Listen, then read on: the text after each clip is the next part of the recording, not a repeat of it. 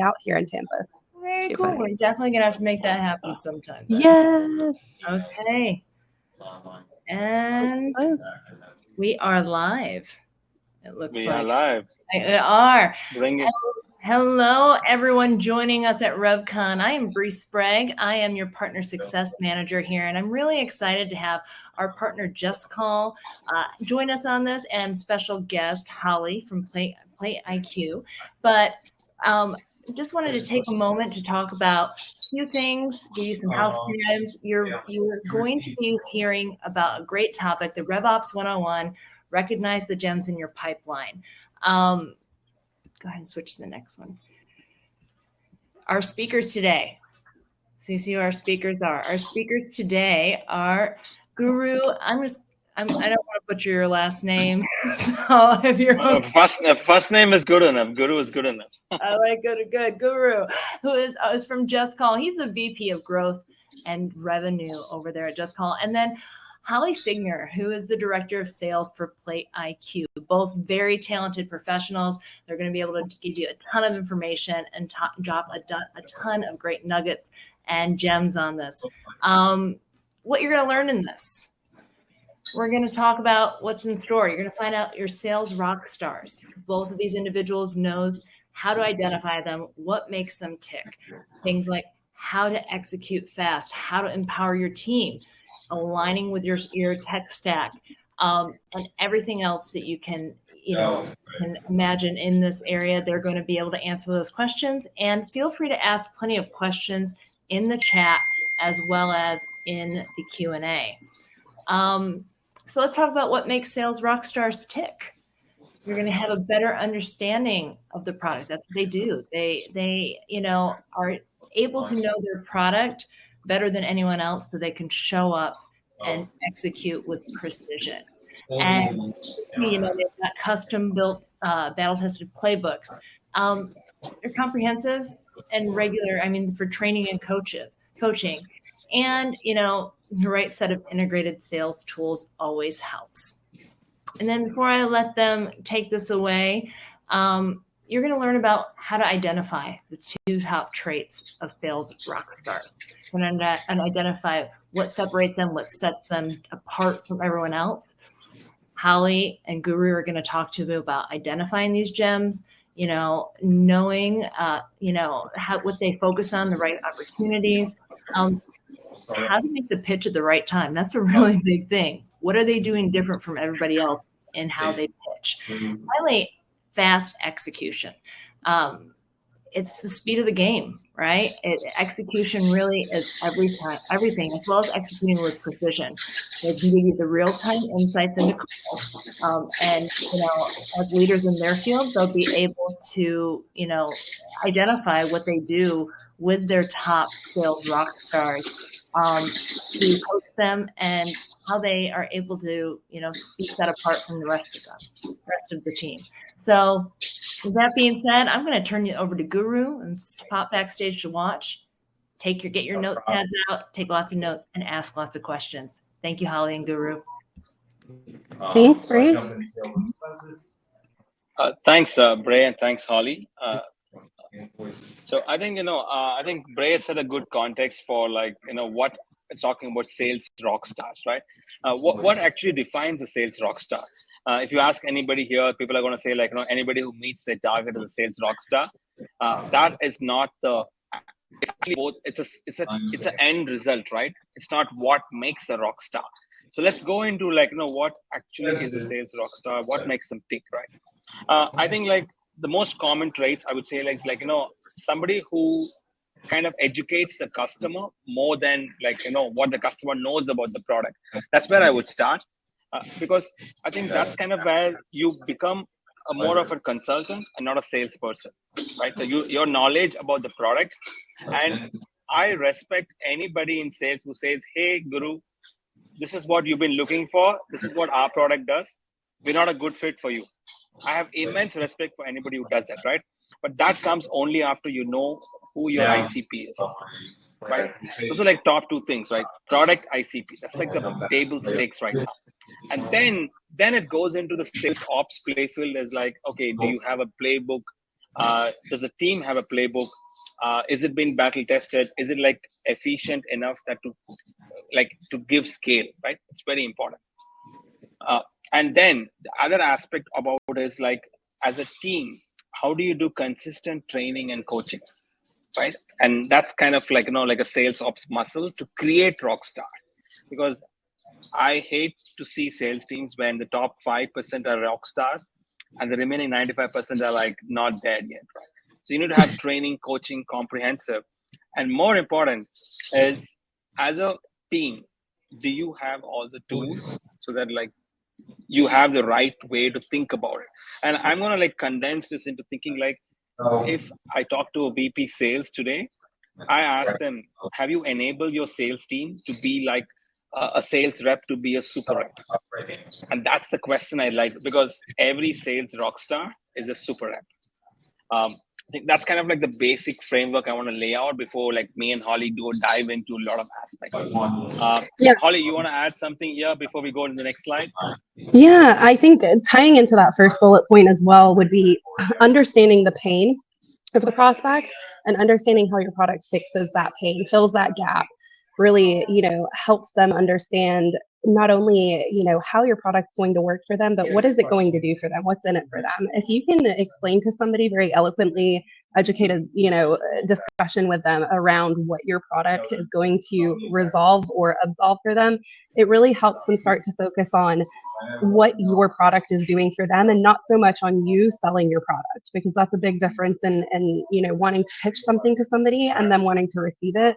Is, are you going in with the intent of, I'm trying to fix your pain, or am I going in with the intent of, I'm trying to sell my product? So keep that in mind as you're starting to learn your product. Don't word vomit all over people or feature a benefit dump, but make it relevant, really tie it into the pain that they have too. I think I would totally agree to that, Holly. Like, I think it makes a lot of sense. I think good sales rock stars are actually consultants, right? Yeah, and they don't worry about targets, right? They don't worry about targets, and it's an end product. They just focus on relationship. They focus on being amazing, right? So, asking good questions, kind of really, learning about the person. Yeah. Let's move on to the next topic then. Let me go back one. So this, I think, this is interesting now. Like, okay, yeah, great. There we go. So yeah, no worries.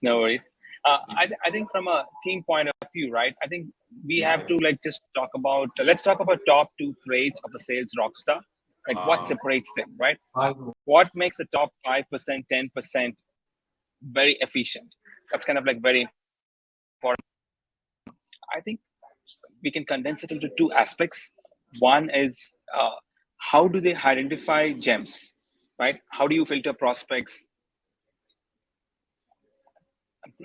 Okay, Holly, can you hear me? Just checking. Yeah, great. So let's talk about the top 2 traits of sales rockstars. One is basically about like, how do you identify a gem, right? What's a gem? It's basically like when you have 100 opportunities in front of you, which one are you going to focus on to close now? Which one are you going to put all your energies on? I would say like, that's a big trait. And we're going to focus more on that, because that's a way in which a rep becomes a super rep, because you're going to focus on what drives my efficiency, where to focus my energy on, right? And I'm talking about how to filter prospects, which opportunities is headed in the right direction, and which is kind of ripe for selling. That's kind of, we call it gem, and we're going to talk about that. Second piece is, I think I like this piece because it's just not about focusing on like, good like reps or like good opportunities. It's more about how do you quickly execute and say, okay, this is a good one, this is a bad one, right? Execution trumps everything. And I remember a quote from my boss, like when he said, consistent mediocrity trumps occasional brilliance, right? So I think I like that line, because like, you got to be consistent, you got to be fast, you got to execute fast. And this is how teams, individual sales reps build playbooks. Like what's happening. And in both of these things, you need a lot of help from your tech stack to say, okay, I need real-time insights. I need a lot of instant coaching. And that is what defines, like, basically makes everybody in your sales team a sales rock star. I think that's kind of like the 2 points I would say, because we're going to talk in more detail. And Holly, you can add a few, or we can just move on to the next one. Yeah, sure, that's great. Yeah, I agree. I think the execution and urgency is a big piece to the puzzle. So let's talk a little bit about the gems, right? When we mean gems, I think, like, everybody knows here, but for the sake of clarity, it's defined. It's actually a high value opportunity. Like, what is an opportunity that is worth spending your time, which is going to help you close the deal? Right? That's pretty much how we're looking at, like, what is a gem. And in this, I think there are some fundamental principles. Obviously, one is more about, are you ensuring that the marketing and the sales are sharing the target? Its alignment, the MQL, SQL, SAL is properly defined. I'm talking about this from a point of view of, like, you have aligned with the marketing team. You know exactly how to get these opportunities, right? Second is, like, as a team, as an individual, as a sales rep, as a sales VP, whoever you are defining, like, okay, what is the framework to prioritize these leads, and what is the prospecting strategy I'm going to employ to get this there, right? And it doesn't end there, because a good sales team actually relies on a very strong sales ops stack. So what's the automation you're going to have to nurture and qualify them? How are you going to, like, get real-time analytics that gives you an eagle-eyed view, right? Are you able to define your cohort of leads, which one's making sense, which one is not making sense? All that is extremely vital for you to build a playbook to say, okay, I have a means, I know how to get to filtering, identifying, and closing high value opportunities, which is what I'm calling gems. This is a very important trait, and this trait is, some of parts of it can be very individual driven, like one sales rep can hack it, but a large part of it actually relies more on the entire team, like, adapting to it. It can't be left to one rep scaling it. As you start scaling your sales team, you need to have a process to get there. That's kind of like my playbook, but I'm very excited to hear, like, Holly's playbook, and maybe, like, Holly, we can maybe go back and forth on questions so that, like, it's become interesting for the audience as well. But if you have any, I'm more than happy to answer that. Yeah, absolutely. If we want to do some questions, if we have any, or Holly's, I see you, Elliot. Thank you. Yeah, I agree with a lot of what's already on here. I think these are really, really, like, holistic views that you should have as a sales rep, no matter what you're selling or what you're personally selling to, or who you're selling to. I think these are really just good behaviors to have. Making sure that you have a close partnership with marketing, I think, is incredibly important. In my role as a leader, I work with marketing constantly, but I encourage my reps to do the same, because I think there's a lot of benefit and value of them working with these different people internally to better understand the business, understand where leads generate from, understand what types of talk tracks might work better with different types of lead sources. If you can do that, you are definitely well on your way to better understanding your book of business, who's the right type of target. And if you can give yourself a sea of right targets to fish out of, you're going to be doing a lot better than the next.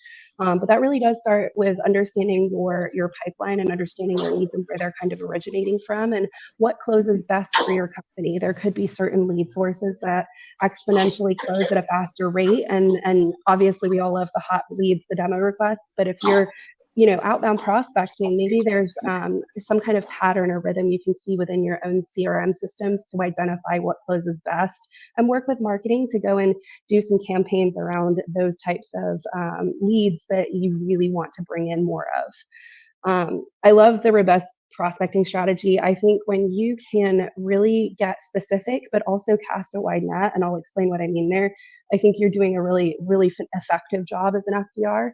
You should always have multiple channels of how you're prospecting. You should always be finding different resources, lead links. Could even be like things like, oh, I saw in a magazine you just won this award, and this is really relevant to why you should work with a company like ours. And this is how we alleviate the pain points of people who have been in similar situations to you. But putting your multiple irons in the fire, so to speak, is always going to bring you a greater, return. So if you're really minimizing your prospecting strategy to just one method, whether that's, a Zoom info or a, just a whatever platform you're using, you're probably not doing, you're doing yourself a disservice. You really should be looking at those multiple different effective ways to prospect and bring in more ICP.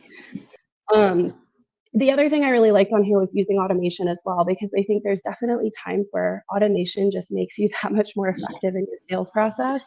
Anything that's an admin or a, hey, this is going to take me 10 minutes to do, but I could click a button and it can do it for me a lot faster. Something that doesn't need significant personalization. Maybe it's a bump email within your cadences, something like that. Automate that. You don't need to spend the time, doing that type of thing. Voicemail drops. That's another way that I think you can be really effective and save yourself 30, 60 seconds on every call. If you're leaving a message or you have to leave a message, make sure that's pre-recorded so that you're not wasting your time. So really, automation can be used both from like top down and bottom up. And I think there's a lot of effective ways to really make sure that you're generating pipeline for you, even when you're not actually physically the one that's working it. And then, tools are everything. I think you're as good as your tools. I've worked in companies where there has been, more toys in the sandbox than we really needed to have. I've been in companies where there's been not enough, and I've been in companies where we've had like a good mixed bag of things. I think it's really important to have the right tech stack, and really make sure that you are focusing on how that's making you a more effective rep. At the end of the day, efficiency is key with tools. If it's not making you more efficient, if it's not bringing you in more leads, if it's not bringing you an ROI, stop using it, find something else that does. And really beta test with your tools as well. Don't run just one type of cadence or one type of talk track. Really try different things, get the analytics, and then see, how can I scale this? How can I make this work for the rest of my pipeline? Or how is this not effective at all? And I think that those types of things will really get you in the mindset of a top performing sales rep in a very short amount of time. All right, let's move to that next slide. There we go. Oh, and here's my playbook as well. Yeah, so a couple of other things that I will add as well. Don't work in silos. I think making sure that you are really focusing on collaboration is key.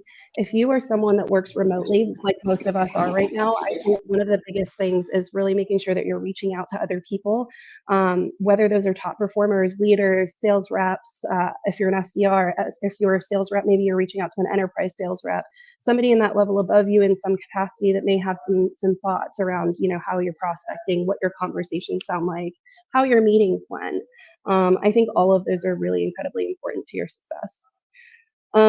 Really want to create systems to spot and remove bad leads faster. And you can also do that by that second point of putting filters in place. I think filters in your own CRM tool are incredibly important, but also creating those systems to make sure that you're unqualifying leads faster is equally as important as qualifying. I actually think disqualifying is probably more important, so you're not spending time on bad leads, you're not spending time bringing on bad clients for you, and ultimately seeing that churn on the back end because they weren't a right fit in the beginning.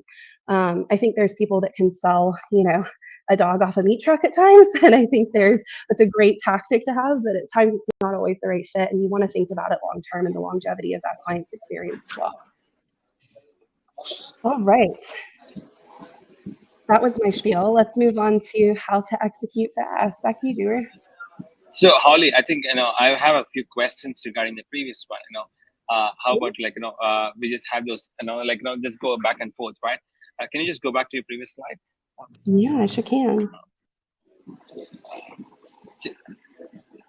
These are moments I really like because I kind of learn from somebody like as expert as you. Tell me one thing, I think in one side, right, we're talking about you have to track new cohorts, new ICP, how they evolve, how they learn. And on the other side, we're talking about scale, right? We want to scale efficiency, right? How do you balance these two competing priorities? Is it operating at a tech stack level or is it operating more like at an individual rep level? That's a great question. I mean, I think a little of both, really. I mean, I hate to give the cop out answer there, but I do think a little bit of both. I think there's priorities in both segments. You can't scale until you've built the right process, and so whether that's coming from leadership, whether that's coming from the rep level, if you have a process that's working and that you could say, "Hey, I can take this process and give it to the next person, and they can do this and see the same result," that's a scalable process. I think that does come on a tech stack level. I mean, truly, I think tech is one of the reasons why we are so effective in the way that we do things, because we can see better analytics, we can see specifics in or specific gaps in the process, and then we can make coaching plans or changes or what have you around the tactical strategy or the day-to-day strategy, instead of just saying like, hey, let's throw another piece of tech on this, or let's try and make a band-aid fix. I think this really brings it back to the point of, if there's a process that one or two people are doing that can be given to multiple people, that should always be kind of the way that you look to grow and scale a team.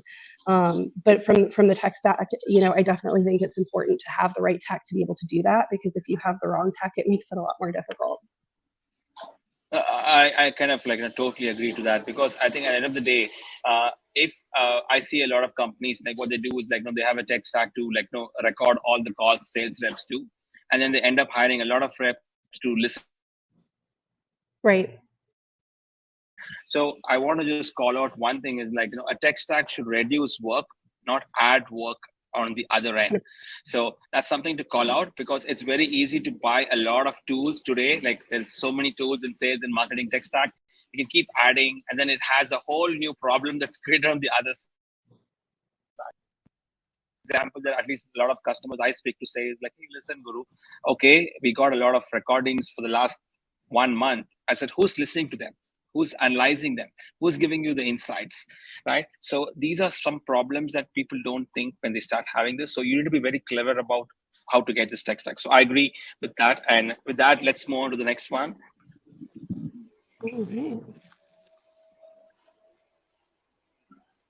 I think this is a very important pillar for me, is because, see, I think at the end of the day, you can have all the tech stack, you can have the Zoom infos, you can have all the levers, but you need the culture of the team to think about how to execute fast. You need to be saying, okay, I need my sales rep to be thinking about how do I find ways to execute fast at an individual level, at a process level. And some of these, I think, is I strongly believe the difference between a normal rep and a super rep is, if a super rep is marked by who doesn't do non-core tasks. If a salesperson focuses their time on non-core tasks, they become a normal rep. They're not a super rep. And that's kind of like we talked about rockstars, right? That's what rockstars do. They see what all they can do. They leverage automation for AI, for anything around dialing, feedback, intent triggers. They keep learning, right?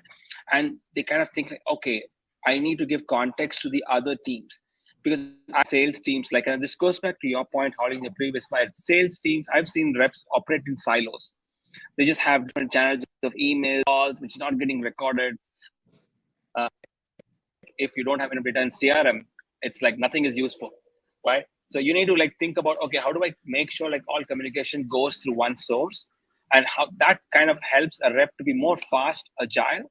And only if a rep is fast and agile will the feedback come fast. So that and going back to the experiments, you have enough qualitative and quantitative data to say, okay, this is working, this is not working, right?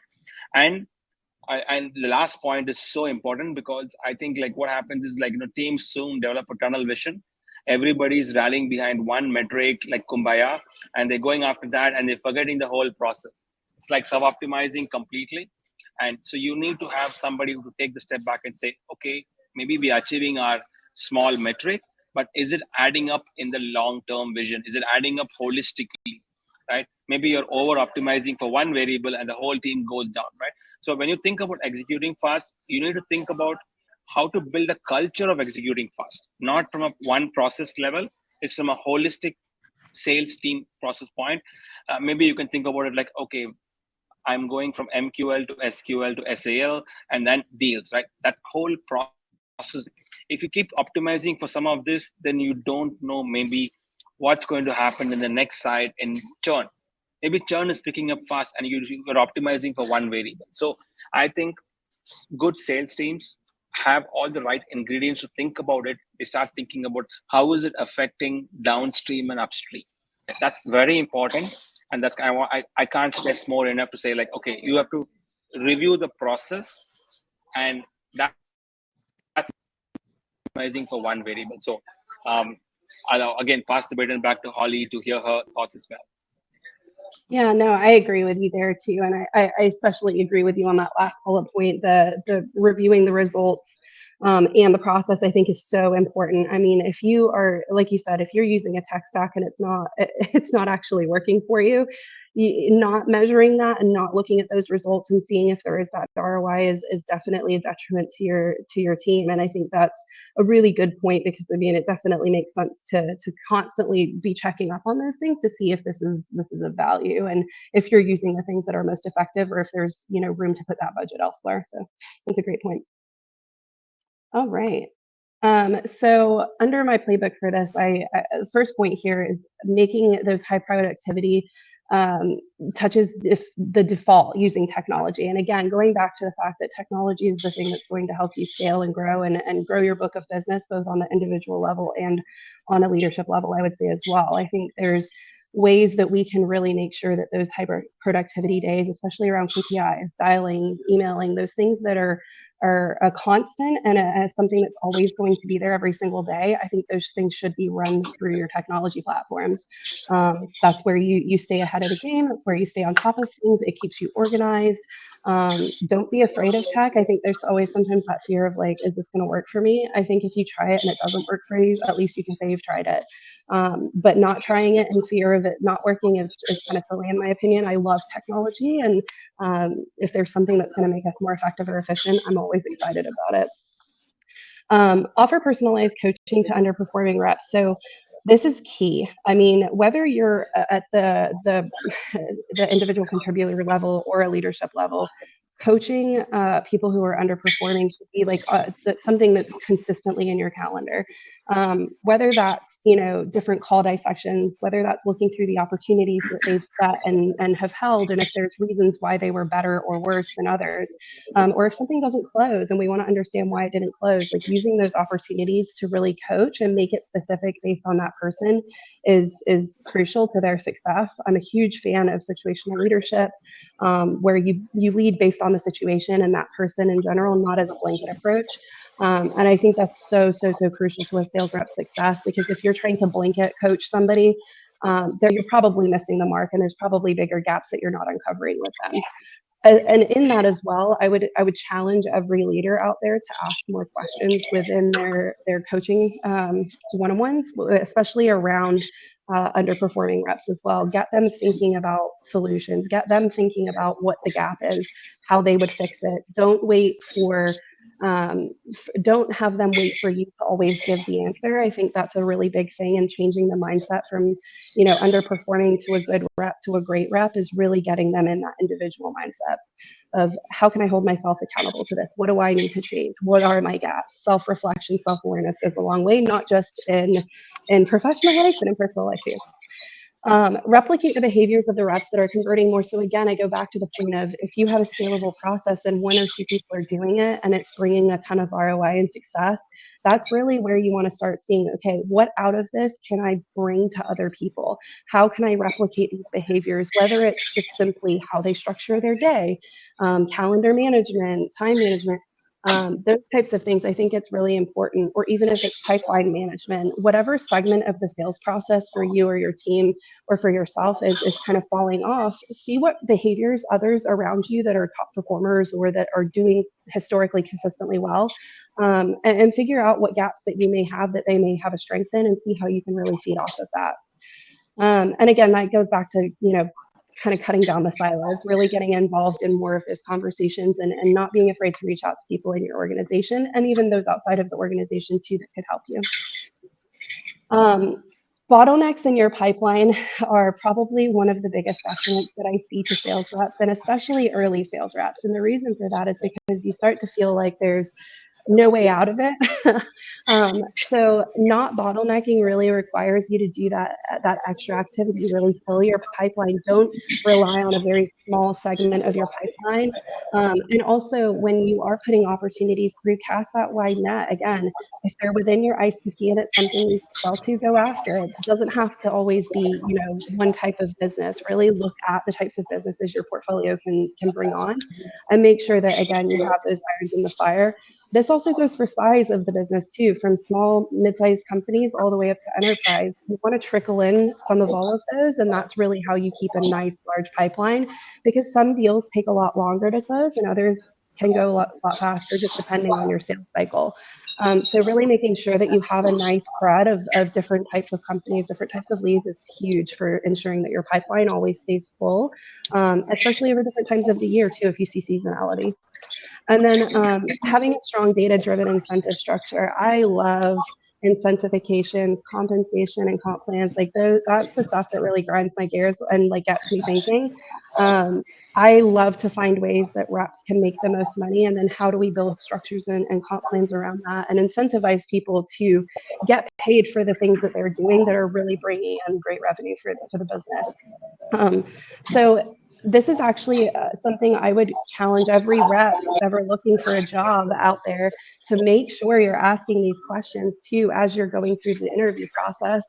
Talk to me about your incentive structure. How is that derived? Is this based off of just numbers you've pulled out of thin air, or is this something that's really, being pulled from revenue goals and things like that? Like, where are these numbers coming from? Explain how that works. Those are all really great questions to ask during an interview process. You really know that you are, asking good questions and making sure that you really understand the comp structure, and if it's something that's going to be attainable for you.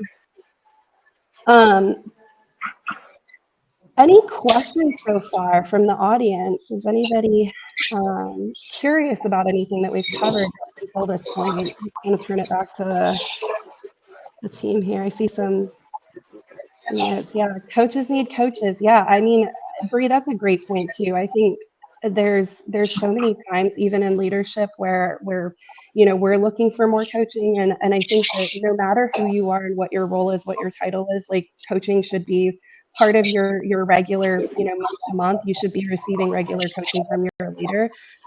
We can always get better. There is not one person who is the best ever and doesn't need any additional coaching. If you find them, bring them to me. I'd love to meet them. But from everybody else that I've met, we're all human. We all have areas of improvement, and keeping that as like a mindset of how can I continue to improve is really, really critical. All right, we ready to move to the next slide? So I want to double down, Holly, on one point that you mentioned here in the previous slide, and then move to the next slide. I think the third point is so important. I think, I always go and ask these points, because the thing is, like, every sales team, right? The percentage numbers might change: 5%, 10%, 1%, 20%, right? That's the top rep. And then I think I've seen teams saying, okay, you know what? That's it. I'm going to just work with the 20%. I know the remaining is not going to increase, right? That's a wrong attitude. I think at the end of the day, right, how I look at the whole sales team is like every rep should be a superman. Is it going to be like tech that gets them there? Is it going to be coaching? And the most important thing is like, what can I learn from this top 5%, 20% rep that I can teach to others? And this goes the other way too. What can I learn from the bottom 5% that I make sure we don't do?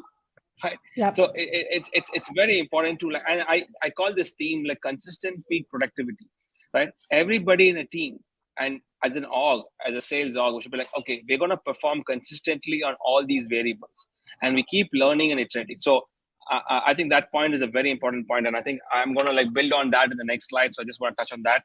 And yes, thanks, Holly, for that. And maybe we can move to the next slide.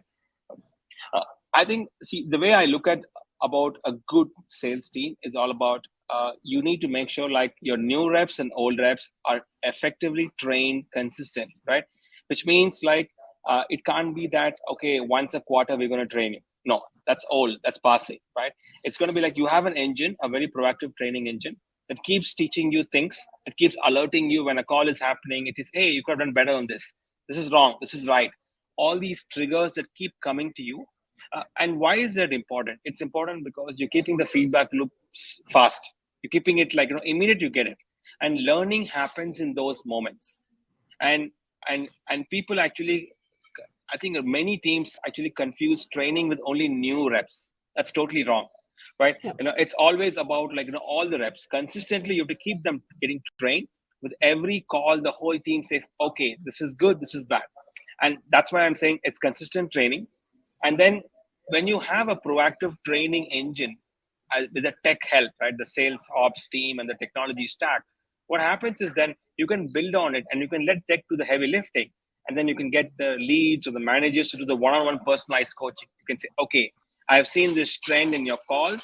This is how the best rep is performing. Let's talk about it. Let's pull them, because most of the reps today, I think they'll be so happy if somebody pulled them into a room and gave them specific examples of where they could have done better. It's sometimes like I've seen these calls where like people get and say, okay, you could have done better. You could have closed 5 more deals. It's very vague, right? You have to be very specific. Tell them like, okay, these are the examples where you did something less than what a top 5% rep would have done. Learn it, perform better. And that changes the whole game because your rep is getting better and better each and every day. That's so powerful. And this is where we kind of come into aspect of how do you build your tech stack to have this proactive training engine? How do you make sure like they constantly train each and every call? They get better with every call. They're getting the advice, and they're also learning about what the other people are doing in their team, right?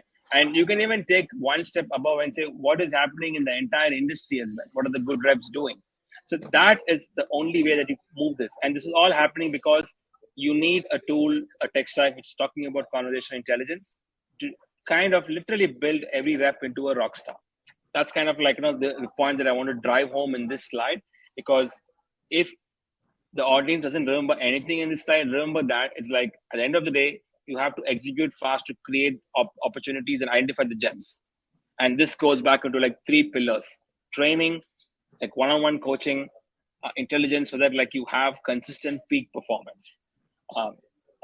Holly, you want to add anything, or we can go to the next slide? Yeah, we did have one quick question in the chat. I was just responding to Katie asked a quick question surrounding compensation really quick that I just wanted to touch on. So they're looking at comp plans for landing new accounts that grow over time rather than front-end transactional accounts, where they're compensating based off of the annual reoccurring revenue amounts closed on the front end. So she was wondering if we recommended any resources to look at how other SaaS companies are incentivizing sales teams on longer growth. I don't know of any specific resources, and I'll turn that over to Guru if you have any ideas around that. But I definitely have seen comp plans built out based off of like monthly MRR or annual MRR or annual ARR goals that are paid out monthly or quarterly, and that's significantly like picked up based off of residuals from those MRR deals. So if you have a group, let's say for us, we sell to restaurants. So if there's, 2 locations when they start and then there's 10 locations, 12 months down the road, those residuals you could gain, additional income from and have those kickers over time.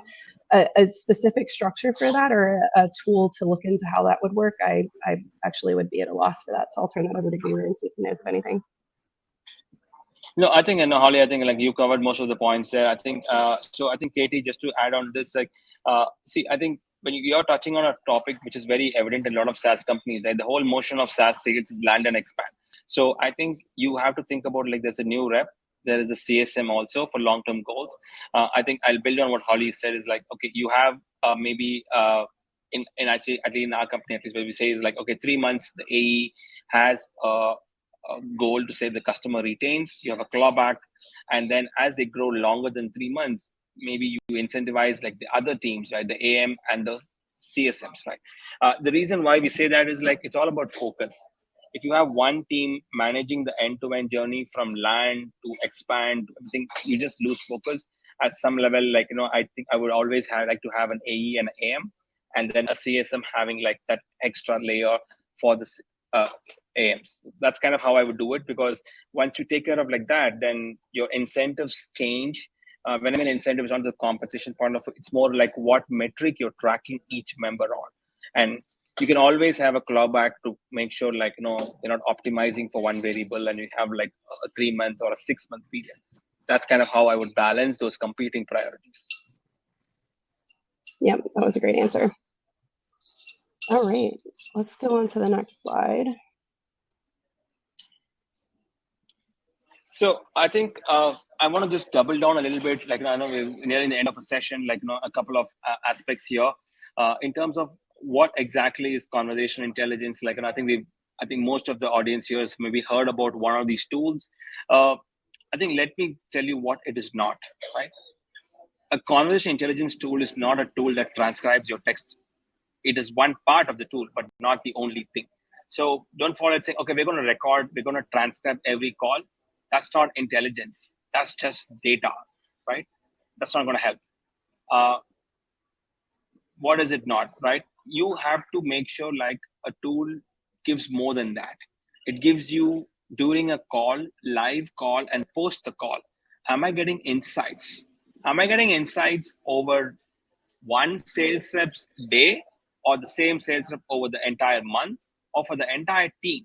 Because as I told you, if you keep recording 20,000 calls for a team, or maybe even 500 calls for a small sales team, one rep, right?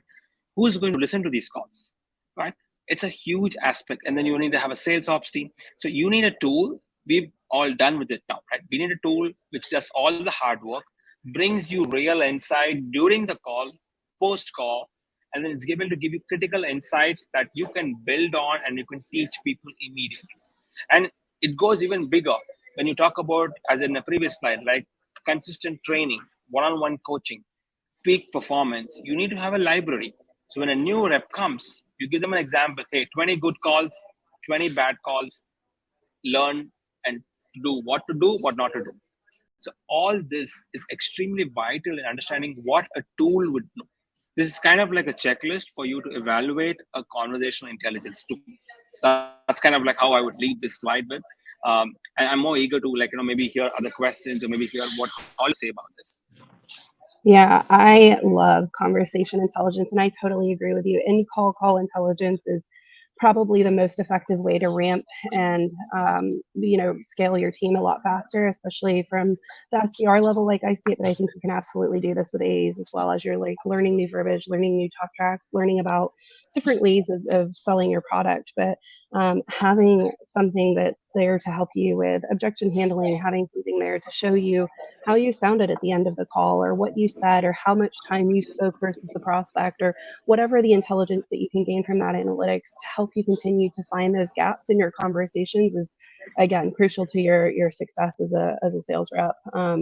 I myself, my team uses conversation intelligence every single day. We are constantly dissecting calls, constantly talking about ways that we can improve that. On Tuesdays, we have Talk It Out Tuesday, where in stand up, they're going over calls that they had take place that week, and we're really like digging into how could this have been better. So using that conversation intelligence, I think, is the second part of actually having it. Making sure you're using it effectively, making sure you're making it a daily effort, because CI is truly the way to really ramp and help your team, especially in a remote environment. If I can't hear what they're saying on the phone because I'm not in the same room as them, how am I supposed to coach to that? How am I supposed to know what's happening? They can tell me what they think is happening, but there is definitely a different view, I would say, or a gap there sometimes about, what is actually taking place within that. That's actually very insightful, Holly. All right, I think we are still with no questions, so let's keep going.